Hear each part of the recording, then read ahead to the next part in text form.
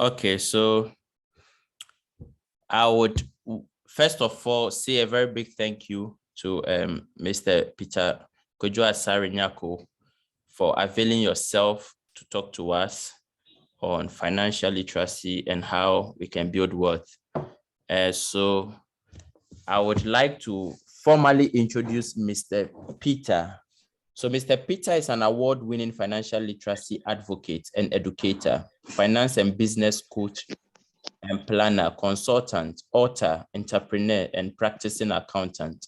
He is the founding executive director, Center for Financial Literacy Education, a nonprofit financial literacy organization that is empowering, educating, and teaching Africans, especially young Africans, to make sound financial decisions, save and invest wisely, plan for their future, and to live a successful and happy lives. He is also the founder and CEO of PKN Capital Consulting, a personal finance and group financial planning and business development and planning firm. Peter is the lead, the Improving Financial Awareness and Financial Literacy Movement in Ghana, and lead the TFAF Ambassador in Africa and Advisory Board member. He has authored 3 financial literacy and education books: Journey to Financial Freedom, Mastering Personal Finances, and Teaching Children Financial Freedom. He has also authored 2 mindset and change-inspiring books, Dare to be a Change Maker and Think Greatness. As a financial literacy advocate and crusader, Peter uses and maximizes his God-given talent of speaking, writing, and serving people as he continuously gives advice and talks to people in all walks of life. He has a mission of empowering and educating his generation, focusing on financial management, business development, and investment to help them build and achieve success and happiness.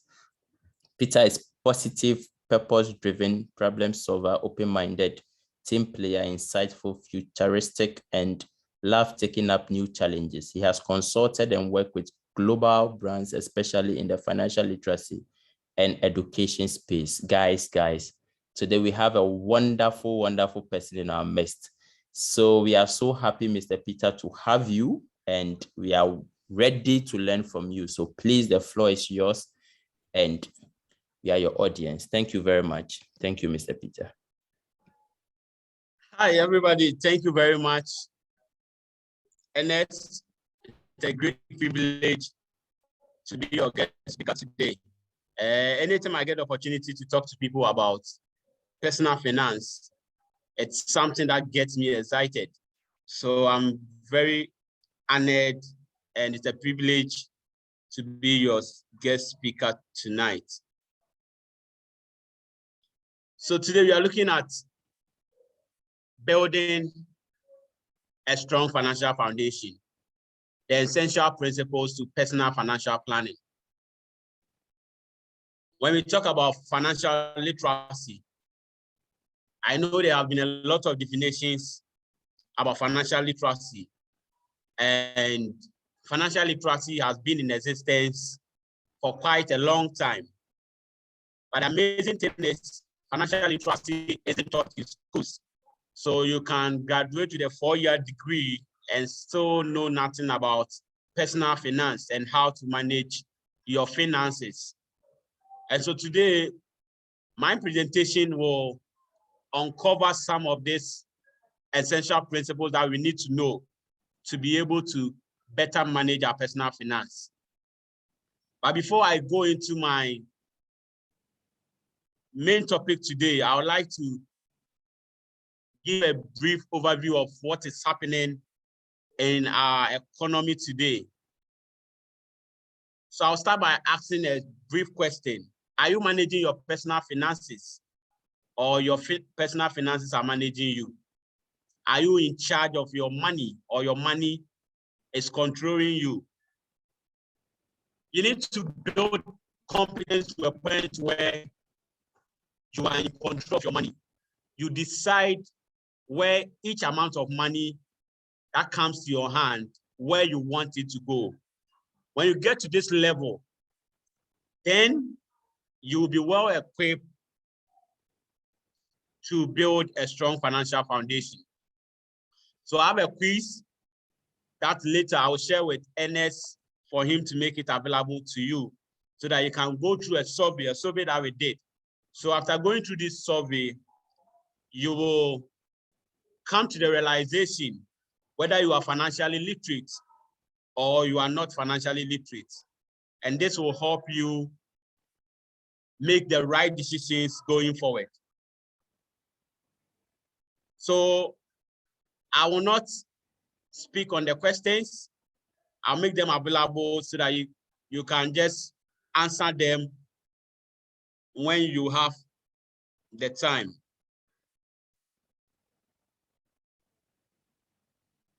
So yes, Ghana has a population of about 30 million Ghanaians. And when you look at the statistics, about 41% of our population are employed and around 6.8% are unemployed. Over 3.9 million Ghanaians, that is 13% of our population, are so poor they cannot afford 3 meals a day for themselves and their family. In the rural areas, it is even higher. Many are struggling to survive on less than 5 cedi a day. We are experiencing increasing in debt. So we all know what inflation is doing to our economy now. The crisis in Ukraine has also increased a lot of things that we buy has gone up. And so this has become a challenge for the average Ghanaian to be able to afford some of these things. So what is the way forward? The way forward is having better personal financial management skills. If you want to take charge of the future, if you want to beat inflation, if you want to prepare for the future, then you need a better personal financial management. And this is what my presentation is focused on. So my next question is, which area of your personal finances frustrates you the most? Is it about dealing with debt? Is it about tracking your net worth? Is it about making the right financial decisions? Is it about investment? Is it about tax preparation? Each one of us have an aspect of our finances that frustrates us the most. That frustrates us the most.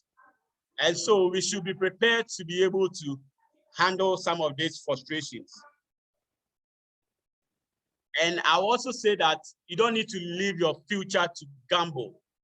You don't need to gamble with your future. For most people, they mostly leave their future to chance. They are praying that they win the lottery. They are praying that their family will leave an inheritance to them. The moment you get yourself into this space or thinking, you are leaving your future to chance. And so today I want to encourage you to take charge of your future. I want to encourage you to own your future. And you can only do that when you have the essential principles to personal financial management. And as you can see on the slides, there's this diagram that I'm showing. We call it the individuals and family working life cycle, financial awareness and financial literacy. We believe that each individual go through this process. Once you are born, you will have to go through this process. So from age 1 to 25, mostly you are with your parents, and most of your responsibilities are catered for by your parents. By the moment you reach age 25 to 35, you are the family formation, or what we call the accumulation phases. So here, you have either completed your tertiary education, you are either looking for work, or you have your first job. You are either starting a family. So at this phase, there are key financial decisions you need to take if you want to build a strong financial foundation. Then from age 40 to 60, we call it the accumulation and growing phases. So at this phase, Probably you have a stable job. You have started your own business. You have gotten married. You have children. So at this phase 2, there are certain key financial decisions that you need to take. Then from age 60 to when you leave this world or you transition from this world, we call it the consolidation or spending and gifting phases. At this phase 2, there are key financial decisions that you need to take. So I want you to keep this at the back of your mind as we go through our presentation. You will realize why you need to take certain financial decisions at each stage of this diagram. And so, would you benefit from using a systematic approach? The question is, would you benefit from using a systematic approach? That is making the best informed financial decisions, having the best chances for a secure financial future, and knowing the secret to smart money management.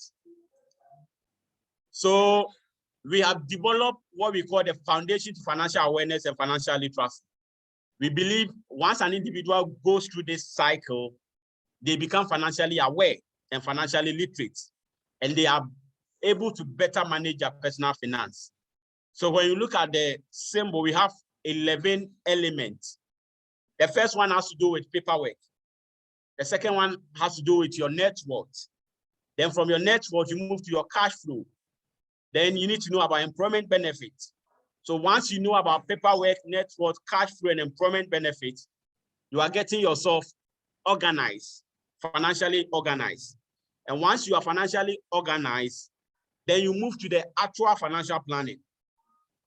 This is where we talk about goals, setting financial goals and life goals, financial independence and retirement, major expenditures, investment, taxes, insurance and risk management.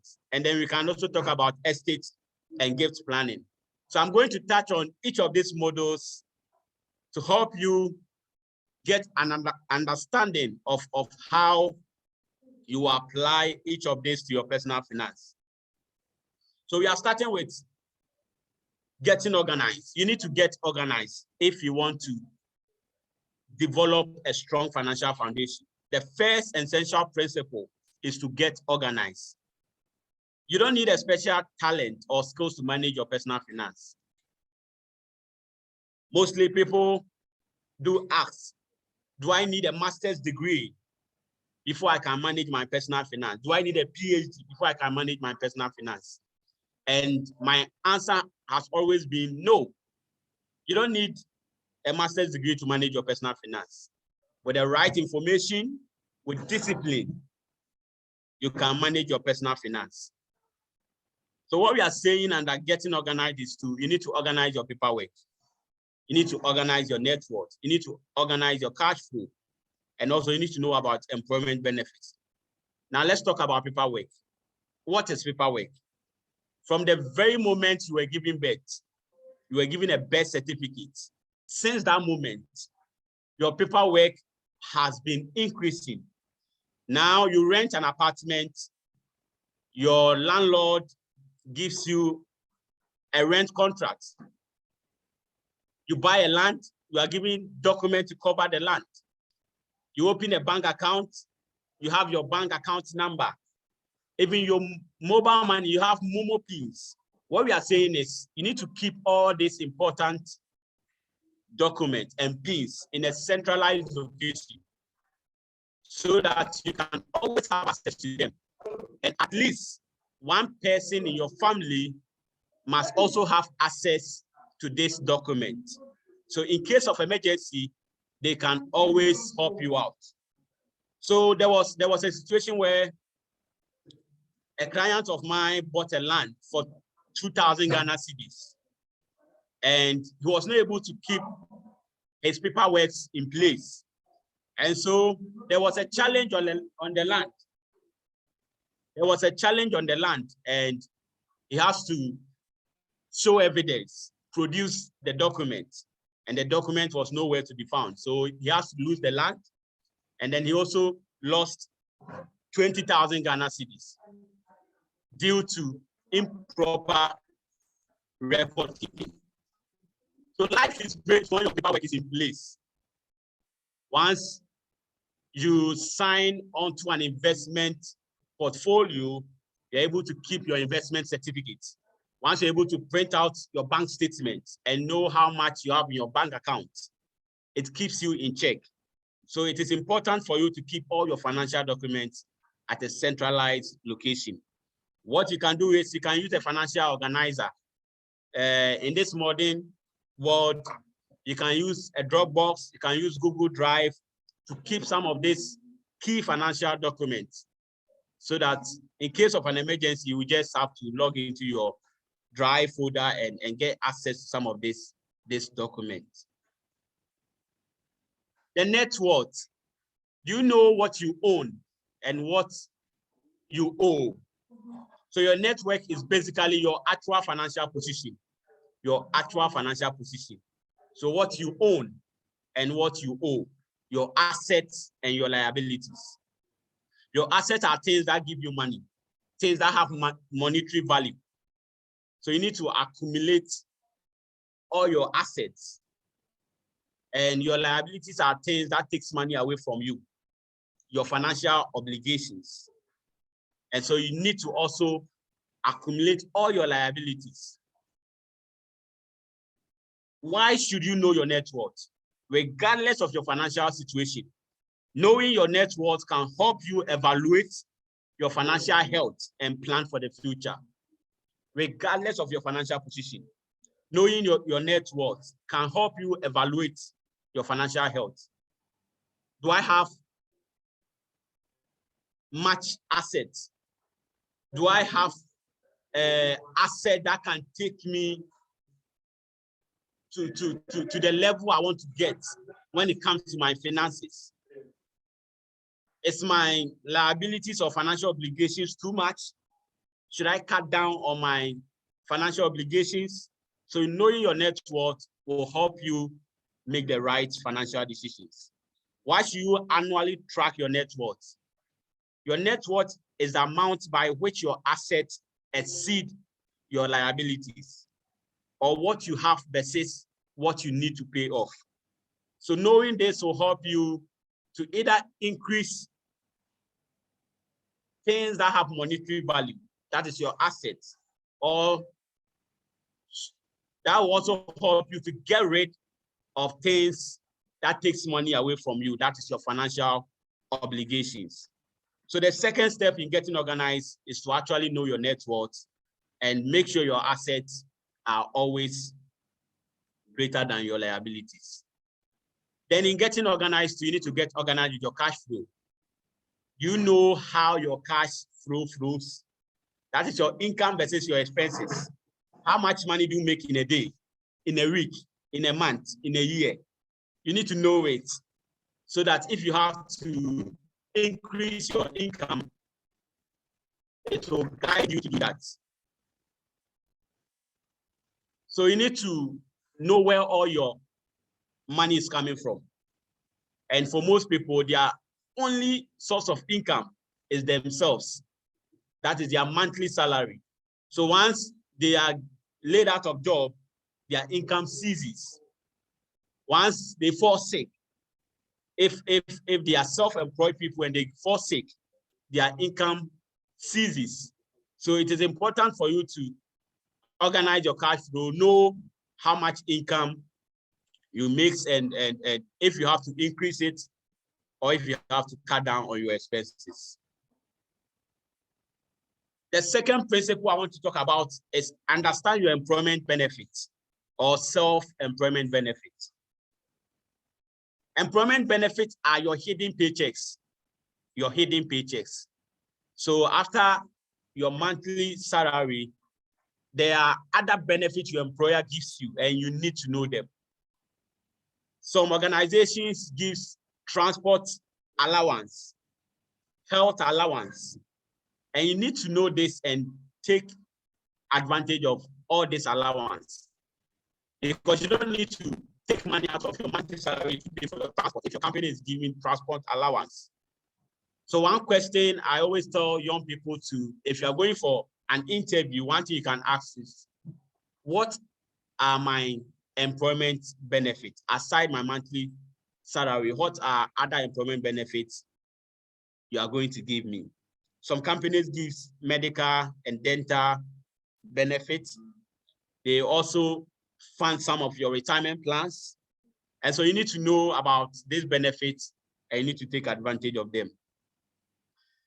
Then the fifth principle I want to talk about is define your goals, financial goals. It's very important. For most young people, we have dreams, you don't have goals. Yes. Our dreams is to buy the nicest car, build the biggest apartment, go on vacation, go to Dubai. These are all dreams. They become goals when you plan for them. So goals are what really matters to you. Goals are not dreams. There is a huge difference between a financial dream and a financial goal. A financial dream is something we hope for. Yes, we all hope for great things, good things, and that is perfect.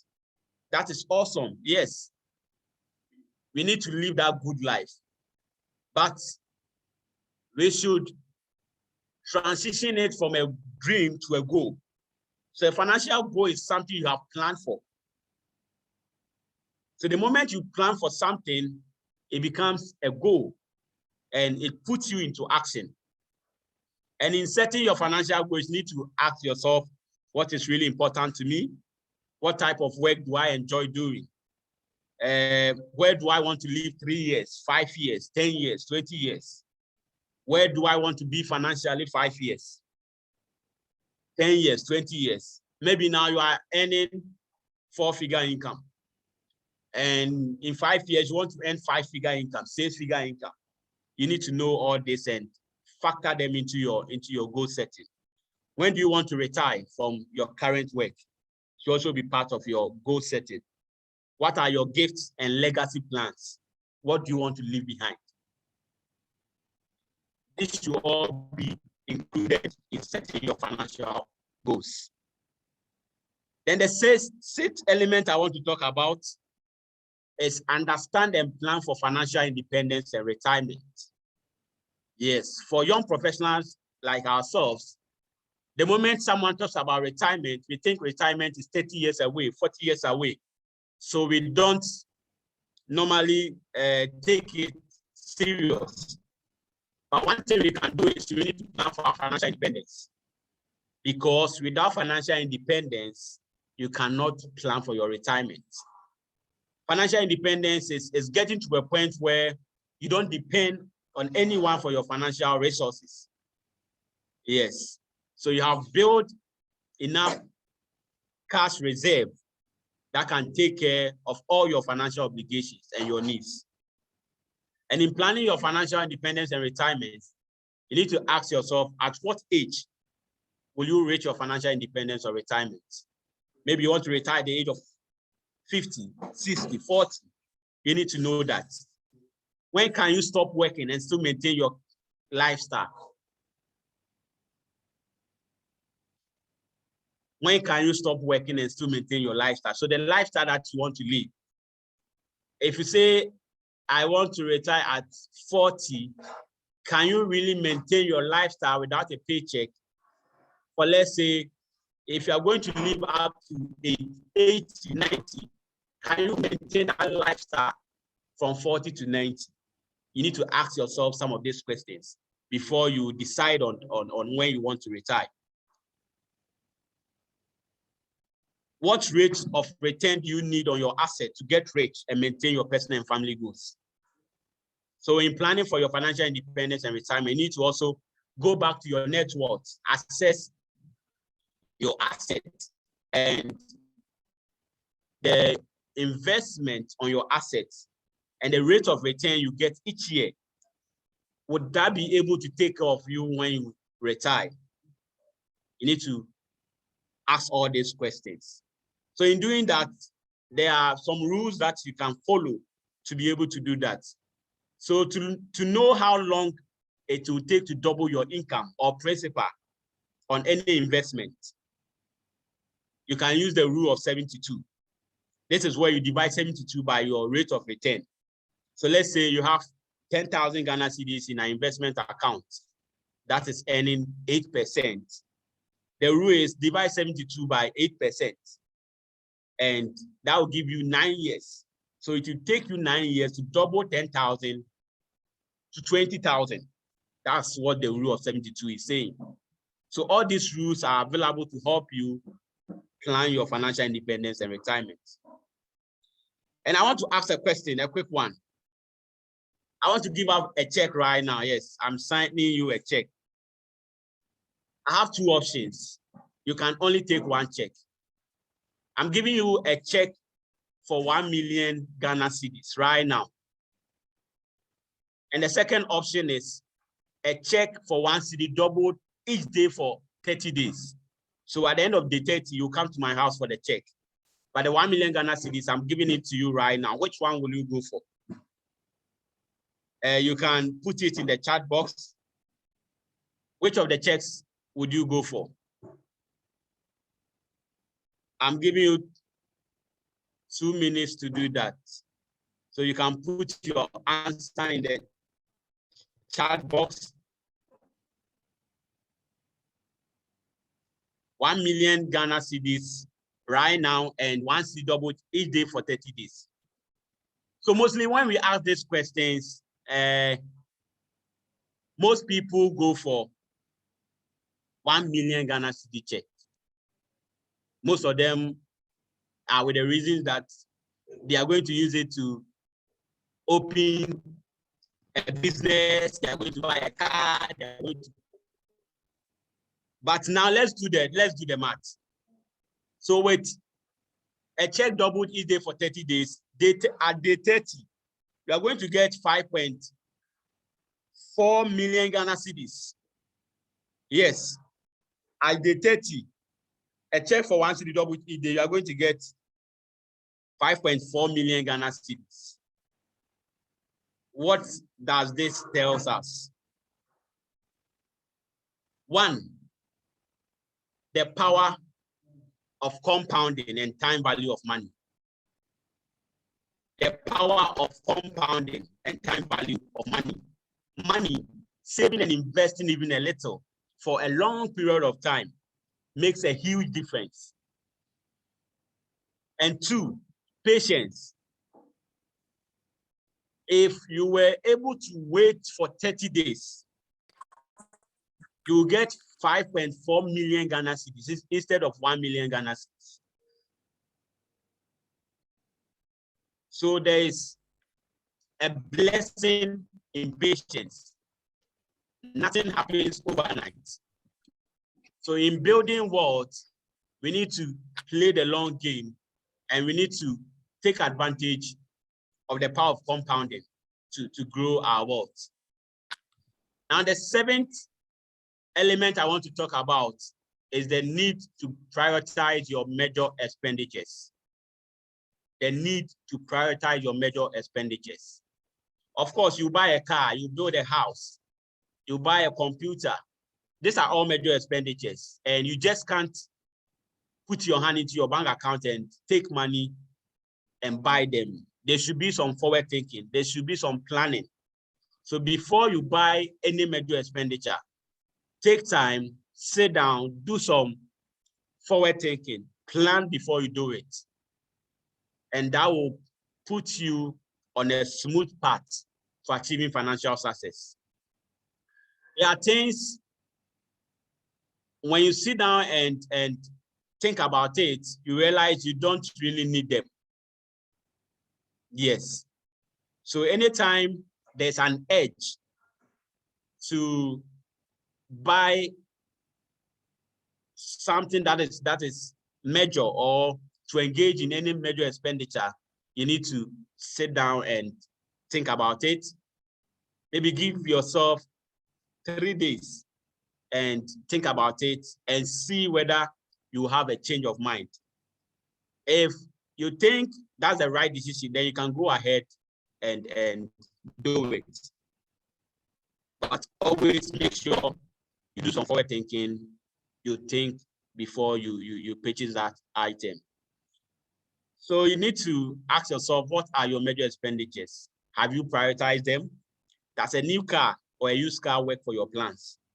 Would buying a house work for you, or building a house work for you? So these are some of the questions you can ask yourself when you are planning for major expenditures.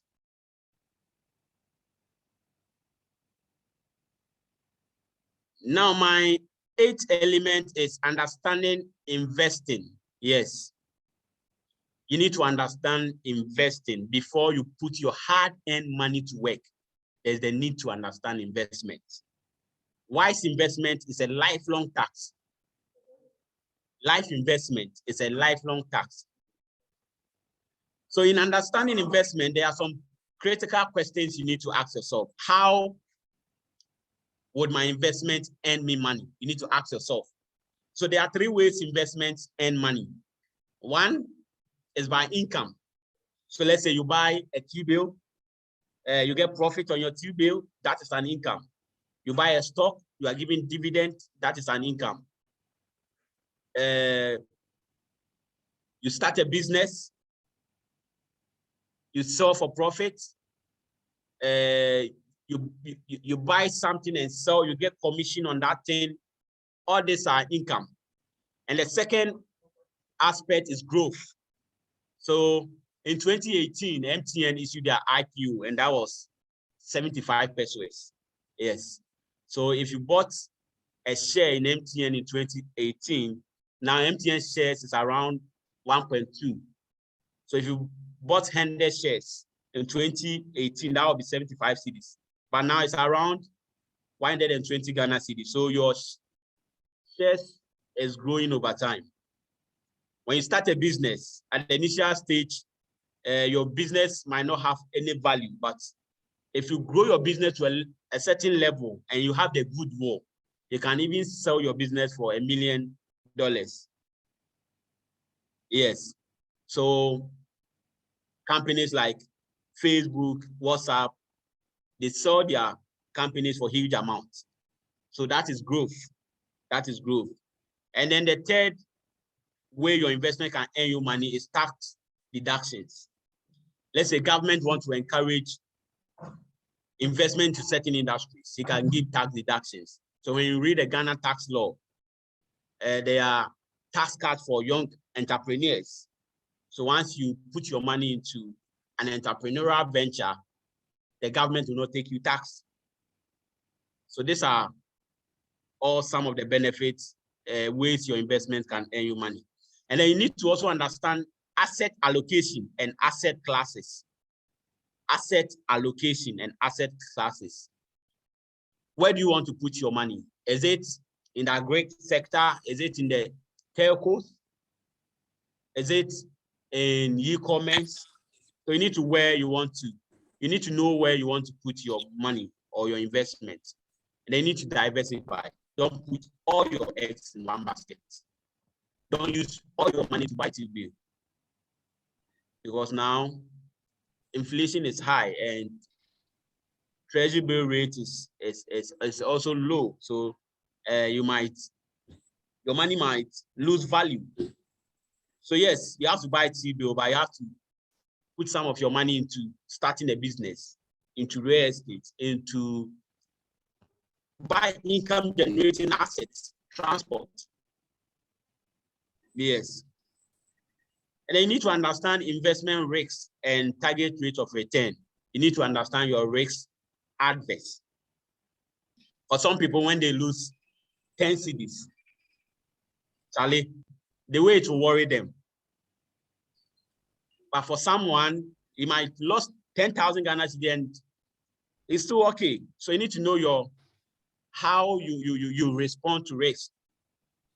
And that will tell you the target of rate of return you need to go for. And in investing, the higher the risk, the higher the reward. So if you want high profit, then accept that you are taking on high risk. Yes. And then you need to also have a good investment strategy. Don't listen to hearsay. Don't follow the trend. Don't follow the crowd. So, because all your friends are investing in crypto doesn't mean you should also invest in crypto. You should have your investment strategy. So I get a lot of people coming to me, this investment is doing well, put your money into it. And I'll tell them that is not part of my investment strategy because I know my strategy. I know what will take me to my destination, how I want to make my wealth. So you need to come out with the right investment strategy. And one thing I do as a financial coach is to help people come out with an investment strategy or policy plan that will help them build wealth. And you can always see me and we will have a conversation on that. And then the ninth element I want to talk about is you need to understand insurance and risk management. Yes. There have been a lot of confusion around insurance. Yes. But insurance is good and it will help you on your journey to financial freedom. So it is important for you to understand insurance and make good use of it. And one mistake most people do is they either buy too much or too little insurance, and mostly they buy the wrong insurance. So you need to also understand insurance before you go into it. So that is one of the elements to building a strong financial foundation. They need to understand tax planning. Yes, tax are an inevitable part of life. Yes. So you need to ask yourself, are you paying more than you need to pay? What are the opportunities for minimizing tax obligations? Can tax planning really save you money? What is the tax consequences of this transaction? Before you engage in any transaction, you need to ask yourself, what is the tax consequences of this transaction? You need to understand all the tax laws. Now, you know when someone gifts you, you need to pay a gift tax on it. So you need to understand all this process and make good use of it. Make good use of it. So today, we are running through the foundations, and we can always have a detailed conversation on each of the elements that I'm touching on. And I believe Ernest will always put me on to discuss some of these elements, go into details, and make people plan some of these elements. And the last thing I'll talk about, the last on the infinity sign is understanding estate and gift planning. Yes. Understanding estate and gift planning. Estate has to do with your wills, planning your legacy plans, how you leave your legacy behind, how you gift other people, how you donate to support wealthy causes in the society. I believe it is a mandate of every individual to at least support one wealthy cause in your society. Donate to support your favorite NGO. Donate to orphanages. It can be your time, can be your money, can be your resources. Make sure you are contributing to the betterment of society. And in October, we have dedicated a whole month for estate and gifts planning. And in October this year, we will have conferences, we will have seminars around estate and gifts planning. And I entreat all the audience to check out some of these activities on the Center for Financial Literacy Education. When you go on our website, cfleafrica.org, you get access to some of this information, and you can always volunteer. You can volunteer your time. You can support some of these courses. You can organize an estate and gifts planning workshop webinar for the people around you. And so before I conclude, let me share with you an annual financial checklist. You need to make sure you follow through all this checklist. We are saying that you need to keep an updated to-do list. Yes, every day of your life, you need to have a to-do list. So before the next day, you should plan what you want to do the following day. That will help you always get ahead.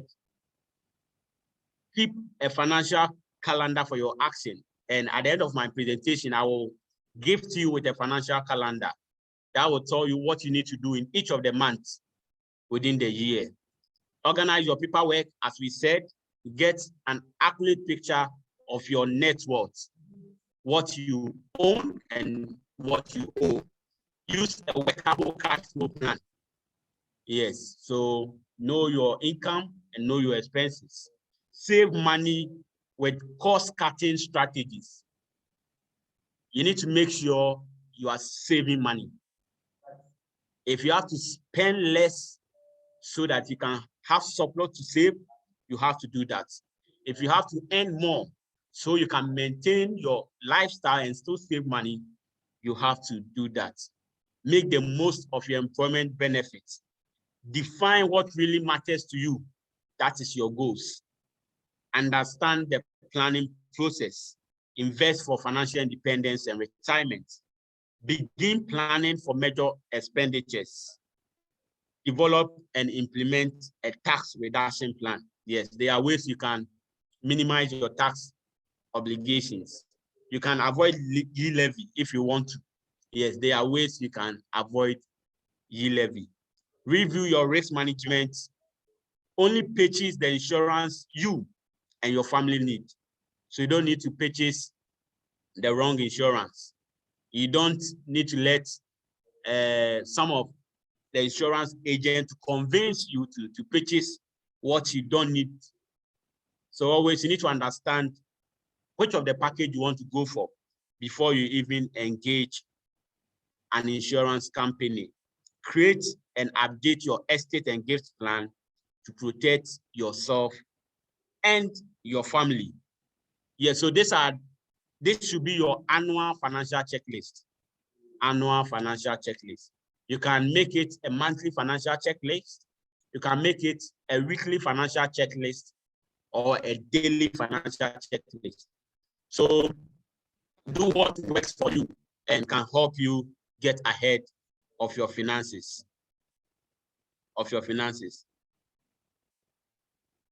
And so I have, yes, like I said, I have a gift for you. When you go to our website, cfleafrica.org, cfleafrica.org, you have access to the Essential Principles to Personal Financial Management textbook. You have access to Estate and Gift Planning book as well. And you have access to the 12-month financial fitness calendar. It's free on our website. It's free on our website for now. So I will end my presentation here and I will take questions from the audience. Thank you very much. And let's build a strong financial foundation. That was so powerful. Thank you so much, Mr. Peter. So please, the floor is open for questions. You can kindly raise up your hands and ask your questions, please.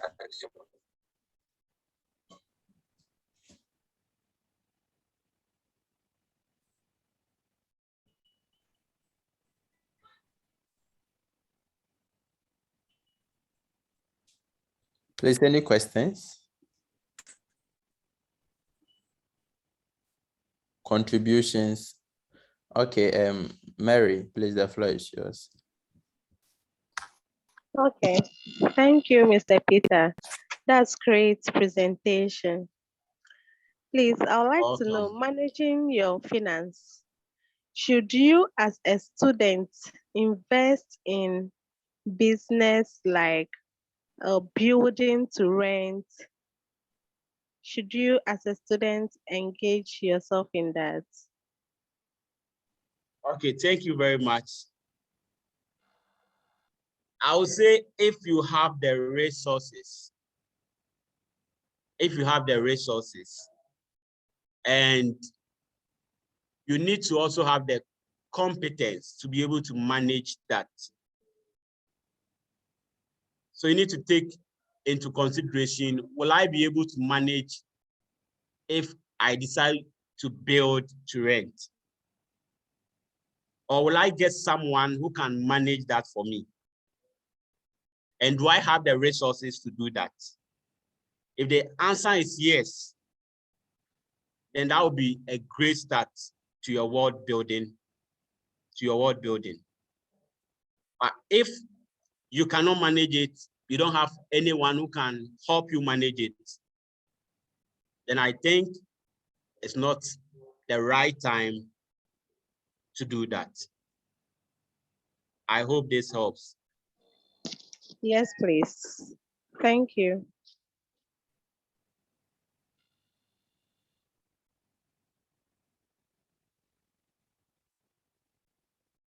Okay, so Kessie, yes, so I will share the slides with Ernest, and on the slides, you can have access to my contact details. Okay, Mr. Peter, I have a question. You know, of late, if you look at how things are happening with quick money, they'll tell you when you invest 300 cedis, you get 2,000, you'll get 1,005. I remember when I was in school, I think last 6 years ago or so, in KNUST, there was this kind of, financial, packages that came that, oh, when you invest, let's say 500, you double the amount. And I realized that most of my colleagues actually ventured into that, and they realized that the person who brought those things ran away with the money. So what is your take on such things? Okay, thank you very much. Yes, quick money or quick fix is now the order of the day. Mostly people feed our desires and our emotions. So they have realized that young people want to get rich quick. They want success overnight. We are more in a microwave generation. Everybody wants it fast. Everybody wants it yesterday, not tomorrow. So they come out with some of these investment schemes just to get young people to push their money into it, and they vanish. So no proper investment will promise you an interest rate that is not realistic. So if it is too good to be true, it is so. If any investment is too good to be true, you need to take a second look at it. So young people need to understand, or young professionals need to understand, that everything takes longer than we think. And we cannot make wealth overnight. Building wealth takes time. It goes through process. And the moment you decide to skip the process, you put yourself into struggle, and you put yourself into a situation where people take advantage of you. Yeah, so we should note that, and we shouldn't be in a hurry to get rich. And there's this code that says shortcut will cut you short. Yeah. Okay, thank you so much, Mr. Peter. There are some few questions that I would like to read out to you. So Miss Phoebe is asking, please, when is the right time to invest, and how much should you invest? That was her question. And another question, should I take all the three questions so that you answer? Yeah, okay, sure. The second question is, what are some practical strategies of cutting down costs as a youth? And the last question from Miss Phoebe. She says, what about network or affiliate marketing? Is it a good form of financial investment? Okay, sure. So the first one, when is the right time to invest and how much you invest? The right time to invest is when you have money. It's when you start earning money, because you cannot invest when you are not earning. So the moment you start earning money, you should invest some of your money.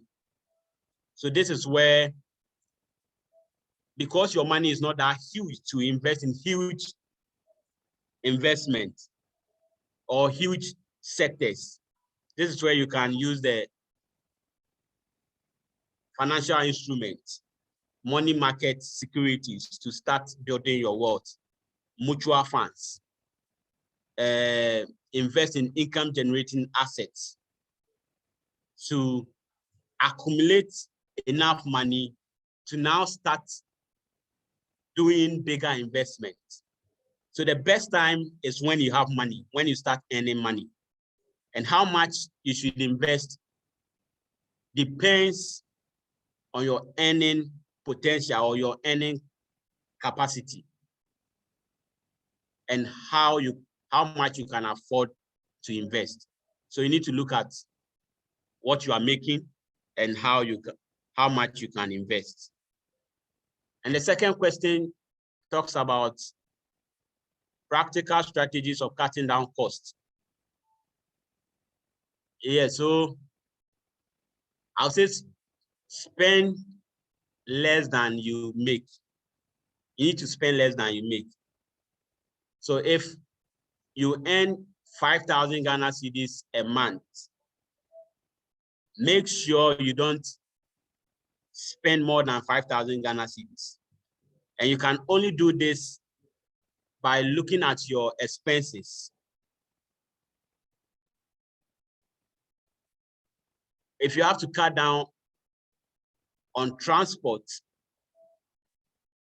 you have to do that. So just recently, I had a conversation with a guy who just bought a car, and now fuel cost is expensive. And so he said he's spending too much money on his vehicle. And I told him, see, from Monday to Friday, you can decide to go to work with your own car at least twice in a week and take throttle. That will help you cut down on your costs. And he was like, oh, okay, that's a good idea. So you need to look at some of the things that you've been doing, which are, you can do away with them and eliminate those costs. If you buy things that you don't necessarily need them, you can decide to cut down on those things. If you do impulse buying, there have been instances where I bought some shoes and later I realized, oh, Charlie, this shoe there, I shouldn't have bought it. So I've now disciplined myself not to do any impulse buying. So look at your habits, your actions, and the things you do that do not help you build wealth, and cut down on those habits. And then let me talk about the network and affiliate marketing. Yes, it's one of the world building strategies. So if you have the time, if you have the money, if you have the skill set, you can join one of these companies to build wealth. But don't let anyone convince you that's the only way of getting rich or making money. It's one of the ways you can make money. So if that way works for you, you can go for it. Thank you very much. Great. I think that there's another question from Princess. She's asking, do we need to have huge amounts before we invest, or any amount we have can do? And after that, Benjamin can kindly come in. Thank you. Okay, thank you very much. You don't need a huge amount. You don't need a huge amount. Now with just 5 CDs, you can start investing. You can invest with your Momo. You can mutual funds. You just need 50 Ghana cedis to open a mutual fund account. And with your mobile money, you can add up as and when you want to. So if you get 5 CDs and you want to put it into a mutual fund account, you can just send your 5 CDs into that account.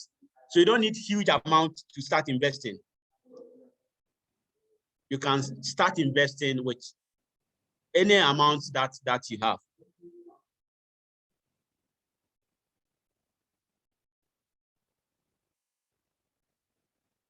Yeah, sure, thank you. Yeah, thank you, Mr. Peter. Okay, Mr. Benjamin, you can ask your question. I think that will be the last question. Thank you. Okay, sir. I was also saying that normally I think asset investment is key. You know, as a young person growing up, I feel in times that you're saying, like I say, mutual fund and co and all that. Sometimes you do that. Is the intentions to make huge profit or as time goes on? Because definitely you can start small, but you realize that as you're investing in it, sometimes the profits that comes on, it kind of discourage you. So you have you become two-minded, like asking, should I go and take it out and put it in a business? Probably that will fetch me more something, because sometimes now you would want to invest and make big. A typical case is a whole men's gold thing where everybody thought they could just be rich overnight. So personally, I feel that should the profits discourage you or something, or you should just keep cool and then stick with it, or you take it out and go and invest it somewhere else just to make enough. Sometimes it's kind of, so I want you to also say something about that. Oh, okay, sure. Thank you very much. What I'll say is, as young people, our greatest asset is time. We have a lot of time ahead of us. And so we need to make use of time. And so this is the time that we can take on huge risk, but it should be calculated risk. And I say mutual funds and the market instruments are for long-term investment. So with that one, you need to have the future in mind. I am doing a mutual fund maybe for 5 years, maybe for 6 years. That is a long-term plan. So you should play the long game by invest for short term. What I mean is, if you are investing for 5 years, you don't need to lock your money up for 5 years. Because if you lock it up for 5 years and maybe you invest today and the rate is 16%, at the end of the 5 years, you are going to get 16% annually on that 5 years investment. But if you invest for short term, let's say you do 6 months, and then after 6 months, you roll over. Let's say if you invest today and the interest rate is 16%, by the time you get to the next 6 months, the interest rates might increase to 18 or 20. And so they will use the new interest rate to calculate your profit. So you need to play the long game, have the long-term goal in your mind by invest for short term. And yes, investing in assets is key. As young people, for me personally, I think this is the time we can take on huge amount of risk, because you have that time ahead of us. We can learn and keep getting better. Yeah.